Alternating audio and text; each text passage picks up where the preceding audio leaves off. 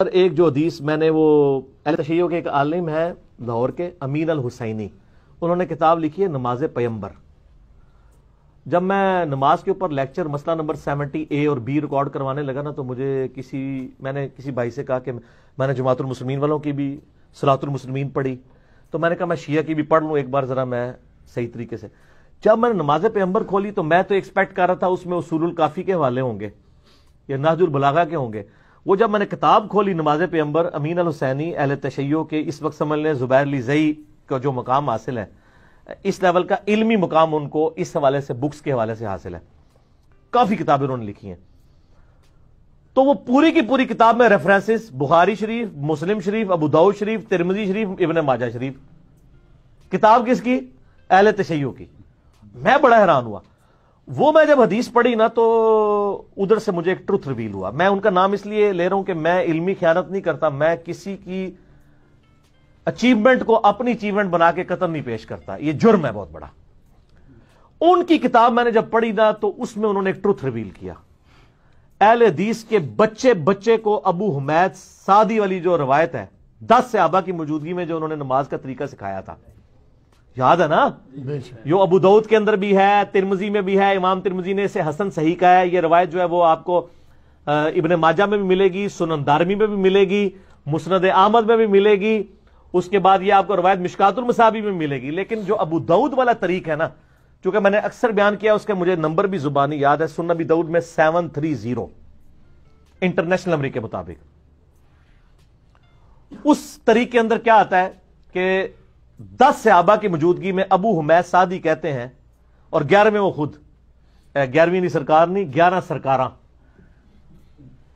عبداللہ ابن زبیر سے تو میں نے ثابت کیا نا، 11 اور سے ثابت کرنے لگوں، ٹوٹل کتنے ہو گئے؟ 12۔ 12ویں کی بھی نسبت ماشاءاللہ نبی الاسلام کے پیدائش 12 ربیع الاول شریف، تو یہ 12 سرکاروں سے، 12 صحابہ سے ثابت کر رہا ہوں اللہ کے فضل سے۔ تو وہ 10 صحابہ کی موجودگی میں ابو حمید سعدی کہتے ہیں کہ میں تم اور نبی الاسلام کی وفات کے 30 سال کے بعد یہ مجلس ہوئی ہے، کیونکہ اس میں جو ابو قتادہ بھی موجود ہیں اور باقی سینئر اصحاب بھی، اس مجلس میں جو لوگ موجود ہیں اس کی اگر آپ اسماء و رجال سے کیلکولیشن کریں تو یہ نبی الاسلام کی وفات کے آلموسٹ 30 سال کے بعد کا یہ واقعہ ہے کہ ابو حمید سعدی کہتے ہیں کہ میں تم سب سے زیادہ نبی الاسلام کی نماز سے واقف ہوں۔ اللہ اکبر، بڑا دعویٰ ہے۔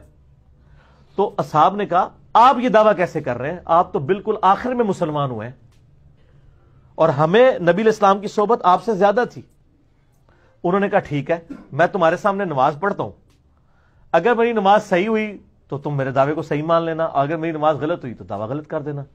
انہوں نے پوری نماز پڑھ کے بتائی، اینڈ پہ ان 10 کے 10 لوگوں نے کہا اللہ کی قسم نبی الاسلام اپنی وفات تک اسی طریقے سے نماز پڑھا کرتے تھے۔ تو 11 بندوں کی گواہی ہوگی۔ وہ حدیث تو میں بعد میں بیان کرتا ہوں، میں نے آخری پورشن پہلے بیان کر دیا۔ 11 سرکاراں اسی طرح نماز پڑھا کرتے تھے۔ اچھا، اس سے یہ بھی پتا چلا کہ جو سب سے آخر میں مسلمان ہو رہا ہے تو یہ کہتے ہیں نا جی وہ پہلے تھا بعد میں منسوخ ہو گیا، وہ بھی کام ختم ہو گیا۔ اور سر میں حنفیوں کی بھولی عوام سے کہوں گا، خدا کے لیے بخاری مسلم میں آپ ذرا رفع الیدین کی حدیثیں پڑھیں، اکثر احادیث ان صحابہ سے مروی ہیں جو حضور صلی اللہ علیہ وآلہ وسلم کی وفات سے 1-1.5 سال پہلے مسلمان ہوئے ہیں۔ مالک بن حویرث غزوہ تبوک پہ مسلمان ہوئے ہیں نبی الاسلام کی وفات سے 1.5 سال پہلے۔ وائل بن حجر فتح مکہ پہ مسلمان ہوئے ہیں،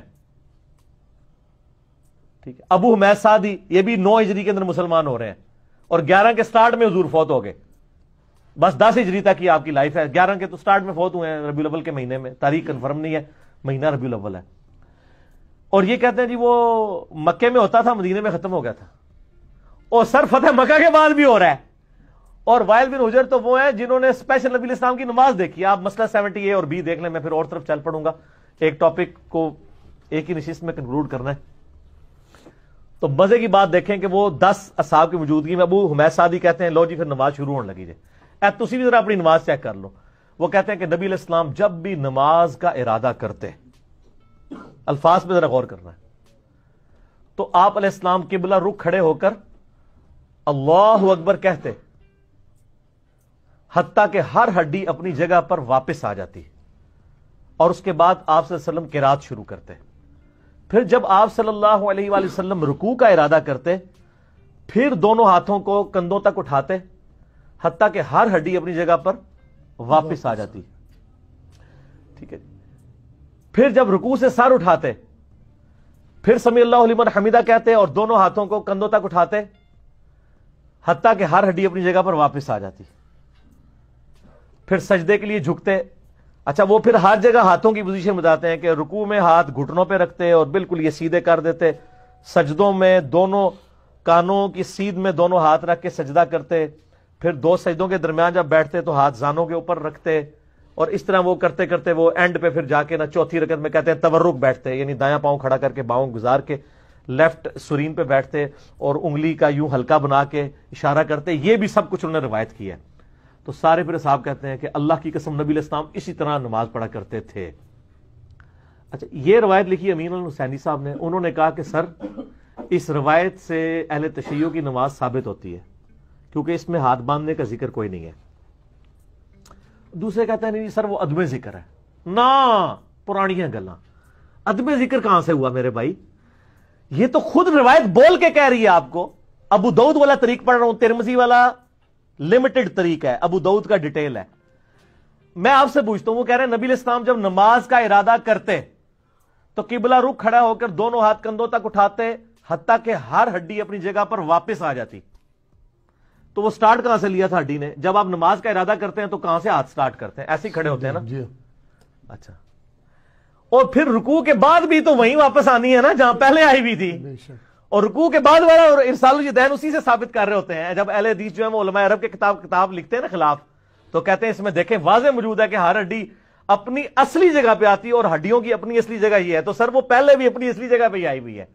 تو بیسیکلی انہوں نے ہاتھ باندھے ہی نہیں تھے, وہ ہاتھ چھوڑ کے ہی نماز پڑھی ہے انہوں نے. پھر وہ 10 اصحاب ایک ایسے شخص سے نماز دیکھ رہے ہیں کہ جس نے مین نماز کا رکن چھوڑ دیا. اگر انہوں نے فاتحہ یا ثنا چھوڑی ہے نا تو وہ نماز کے پوسچر بتا رہے ہیں. سبحان ربی العظیم بھی اس میں کوئی نہیں ہے, اس لیے کہ وہ اذکار کا ذکر نہیں کر رہے, وہ بتا رہے ہیں کہ نبی علیہ السلام کے پوسچر کیسے ہوتے تھے. یوں رکوع, وہ ہر جگہ ہاتھوں کی اور پاؤں کے پوسچرز بتا رہے ہیں. مقصد سبحان ربی العظیم یا سبحان ربی الاعلی نہیں ہے بتانا, اس کا تو عدم ذکر ہوگا. وہ پوسچرز بتا رہے ہیں کہ قیام کیسا ہوتا تھا, رکوع کیسا ہوتا تھا. تو سر کسی 10 میں سے کسی کے دماغ میں نہیں آیا کہ سر جب آپ نے ارادہ کیا ہے تو ہر ہڈی اپنی جگہ کی بجائے دایاں ہاتھ بائیں پہ آتا تھا, یہ آپ کو ذکر کرنا چاہیے. سر وہ نہیں کیا ہوا تھا انہوں نے. تو یہ حدیث مرفوع بھی بن گئی. عبداللہ ابن زبیر کا عمل تو تھا, یہ 11 صحابہ سے یہ بھی ثابت ہو گیا کہ نبی علیہ السلام بھی ہاتھ چھوڑ کر نماز پڑھا کرتے تھے. اور یہ بہت زبردست دلیل ہے, اور یہ ایسی دلیل ہے کہ جس کے آگے جب میں نے پہلی بار وہ پڑھا نا تو میں پھر اس کے اوپر قائل ہو گیا. میں نے کہا یار یہ بہت سٹرانگ چیز ہے. اور دیکھیں ابو داؤد تو اہل سنت کی کتاب ہے, اور جب ہم اہل سنت کے منہج کی بات کر رہے ہیں پھر ہم کسی کو نہیں کہیں گے یار منو کو پیش کیتی ہے. بھائی میری کتاب ہے تو میں اس کو ایکسیپٹ کروں گا, چاہے وہ کسی کو بھی سپورٹ کرے. بخاری مسلم میں احادیث رفع الیدین والی بھی مانیں گے, آل امیہ کے خلاف جو احادیث آئی ہیں وہ ہم نے ریسرچ پیپر کربلا والا لکھ دیا, وہ بھی مانیں گے. ہم 2 نمبری تو نہیں کریں گے کہ میٹھا میٹھا ہپ ہپ تھے کوڑا کوڑا تھو تھو. اچھا یہ ابو حمید سعدی کی حدیث کا ایک حصہ نا بخاری شریف میں بھی ہے, پتہ ہے آپ کو, 10 صحابہ والی, اس کے ساتھ بھی انجینئرنگ کی ہے. حنفیوں نے یہ انجینئرنگ کی کہ اس میں نہ صرف پہلے رفع الیدین کا ذکر ہے, ٹھیک ہے, باقی وہ مختصر ہے, اینڈ پہ وہ تورک کا ذکر ہے. امام بخاری نے اس سے تورک کا رزلٹ نکالا ہے اس طریق سے. وہ کہتے ہیں دیکھیں اس میں تو پہلا رفع الیدین ہے, باقی تو ہے ہی نہیں ہے. تو وہ کس چیپٹر میں لے کے ہیں؟ تورک میں. اور امام ابن حبان جو کہ پوتا شاگرد ہیں امام بخاری کے, امام بخاری کے شاگرد ہیں امام ابن خزیمہ, اور ان کے شاگرد ہیں امام ابن حبان. یہ حبان لفظ نہیں, حبان ہے. اے مولوی ہنستے, حبان, ابن حبان. ابن حبان نے ابو حمید سعدی کی حدیث کے اوپر باب باندھا ہے ان لوگوں کے رد پہ جو اس سے یہ ثابت کرتے ہیں کہ یہ پہلے ہی رفع الیدین ہے. باقی انہوں نے بتایا کہ یہ ایک طریق ہے, باقی طریق بھی جمع کریں نا. پورے طریق تھے اس کے ابو داؤد اور ترمذی اور ابن ماجہ میں ہے. امام بخاری نے اس سے تورک نکالا ہے. تو وہ اہل حدیث جو ہے نا رکوع کے بعد ارسال الیدین, وہ کہتے ہیں دیکھیں رکوع کے بعد ہے کہ بالکل سیدھا کھڑے ہو جاتے ہیں حتیٰ کہ ہر ہڈی اپنی جگہ پہ آ جاتی. ٹھیک ہے, تو سر اگر وہ بالکل سیدھا کھڑے ہو جاتے تھے تو پھر قیام پہ بھی وہ بالکل سیدھے ہی کھڑے ہوئے ہوتے تھے. سمجھ آ گئی آپ کو میری بات کی؟ تو ایک پاسو چپ کٹو گے دوسرے پاسو نکل جائے گا، اس لیے آپ ایسی بات کیا کریں جو بات مانی جاتی ہو۔ اچھا، سعودیہ کے فتاوا بھی چھپے ہوئے ہیں، شیخ عبدالعزیز بن عبداللہ بن باز 1933 سے لے کے 1999 اپنی وفات تک 66 سال تک وہ مفتی اعظم سعودیہ رہے ہیں، پہلے مفتی اعظم سعودیہ۔ 99 میں ہی ڈیتھ ہوئی ہے عبدالعزیز بن باز کی، اور 99 میں ہی ڈیتھ ہوئی ہے شیخ البانی کی۔ تو ان سے نہ کسی سے، ان کے فتوے اردو میں بھی چھپے ہیں، ان سے کسی نے سوال پوچھا کہ یہ رکوع کے بعد جو ہاتھ باندھتے ہیں، تو وہ یہ قائل تھے کہ رکوع کے بعد بھی ہاتھ باندھنے چاہیے۔ تو اس کے اوپر انہوں نے بحث کی کہ جی وہ رکوع کے بعد ہاتھ چھوڑنے کی کوئی دلیل موجود نہیں ہے، قیام میں بھی ہاتھ باندھیں پھر اور بعد میں بھی آپ باندھیں، قومے کے اندر بھی کرتے کرتے نا اینڈ پہ وہ جا کے لکھتے ہیں کہ لیکن یہ یاد رکھیں کہ نماز میں ہاتھ باندھنا یہ نماز کے ارکان میں سے نہیں ہے، اگر کوئی ہاتھ چھوڑ کے نماز پڑھتا ہے تو اس کی نماز بھی بالکل درست ہے، لہٰذا اس پہ جھگڑا نہ کھڑا کیا جائے۔ تو سر میں اہل حدیثوں سے بھی ریکویسٹ کروں گا کہ سپوز اگر آپ اس کو جو ہے وہ ہم سے کوئی دشمنی کرنا بھی چاہتے ہیں تو آپ کے مفتی اعظم نے بھی مانا ہوا ہے کہ یہ بنیادی ارکان میں سے نہیں ہے، اگر کوئی ہاتھ چھوڑ کے پڑھتا ہے اس کو پڑھنے دیں۔ اگرچہ ہم آپ کے مفتی اعظم کے سامنے بھی یہ دلائل رکھتے تو وہ بھی انشاءاللہ مان جاتے، آپ کو تو مان لینا چاہیے کیونکہ آپ تو کہتے ہیں ہم کسی کے مقلد نہیں ہیں۔ لیکن میں نے ان کے گھر کا حوالہ اس لیے دیا کہ میرے ساتھ ایک حادثہ ہوا یہاں جیلم کی ایک اہل حدیث مسجد میں تو آپ کو پتا ہے کہ چلتی پھرتی 302 ہوں، تو اہل حدیث کی مسجد میں نے جو ہے نا وہ اس سنت پہ عمل کرنے کے لیے ہاتھ چھوڑ کے نماز پڑھی، تو وہ اس مسجد کے کچھ کرتے دھرتے میرے پیچھے پڑ گئے۔ تو میں نے ان کو کہا بھی عبداللہ ابن زبیر کی سنت ہے اور یہ سارے دلائل رکھے، وہ مانے ہی نہ۔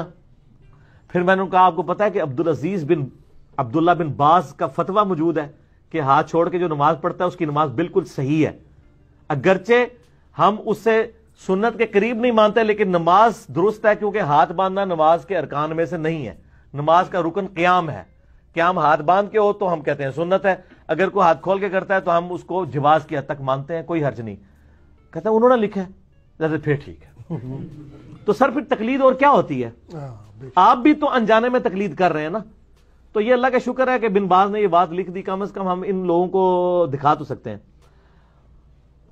اس سے بھی آگے امام مالک رحمہ اللہ جن کی زندگی پوری مدینہ شریف گزری ہے، کئی تابعین کی انہوں نے صحبت کی ہے، ان کی جو فقہ کی بنیادی کتاب ہے المدونۃ الکبریٰ، جیسے حنفیوں کی ہے نا شرح معانی الاثار جسے طحاوی شریف بھی کہتے ہیں، امام طحاوی المتوفی 321 ہجری، اور اس کے بعد ہدایہ تو بہت بعد میں لکھی گئی ہے۔ طحاوی شریف بنیادی ان کی فقہ کی کتاب ہے۔ اس طرح مالکیوں کی بنیادی فقہ کی کتاب کون سی ہے؟ المدونۃ الکبریٰ، اس کے اوپر پوری فقہ مالکی بیس ہے، اس میں ڈائریکٹ امام مالک سے سوال پوچھے گئے اور انہوں نے جواب دیے ہیں، ٹھیک ہے۔ المدونۃ الکبریٰ میں امام مالک سے پوچھا گیا، سر یہ میری طرف متوجہ رہنا ہے، بڑی میٹھی میٹھی باتیں ہیں، ان سے پوچھا گیا کہ آپ نماز میں ہاتھ باندھنے کے بارے میں کیا کہتے ہیں؟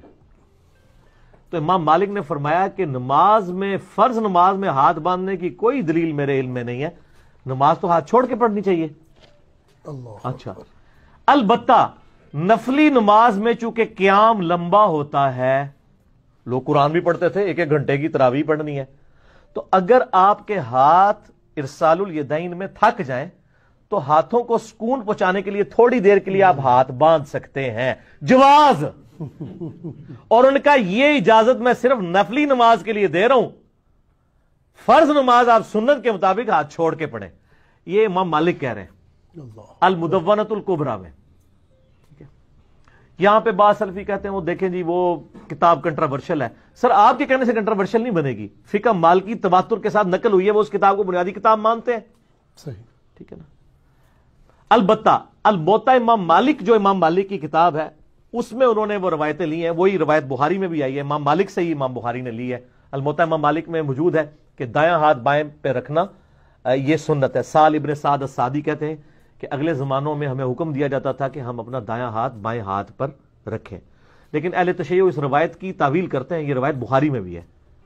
وہ کہتے ہیں اس میں انہوں نے یہ تو نہیں کہا کہ نبی علیہ السلام کے زمانے میں حکم دیا جاتا تھا، کیونکہ ابو حازم تابی کہتا ہے کہ میرا خیال ہے کہ وہ اسے مرفوع کرتے تھے، مجھے کنفرم نہیں ہے کہ یہ حکم نبی علیہ السلام کی طرف سے تھا یا کوئی اور دیتا تھا، اہل تشیع کہتے ہیں یہ آل امیہ حکم دیتی تھی کہ صرف ہاتھ باندھ کے ہی نماز پڑھو. سر وہ کہتے ہیں الفاظ فٹ ہے کہ اگلے زمانوں میں ہمیں حکمن یہ کام کروایا جاتا تھا. ہم کہتے ہیں کہ یہ حکم سے مراد نبی علیہ السلام کا حکم ہے. وہ کہتے ہیں راوی نے نبی علیہ السلام کا ذکر نہیں کیا. یعنی ہم تو خیر دونوں کی سنت مانتے ہیں, تو اس کی وہ تعویل اس اعتبار سے بھی کرتے ہیں. بہرحال الموطا امام مالک میں ہاتھ باندھنا ہے, اور جو ان کی فقہ کی اسٹیبلش کتاب ہے المدونۃ الکبریٰ اس میں چھوڑنا ہے.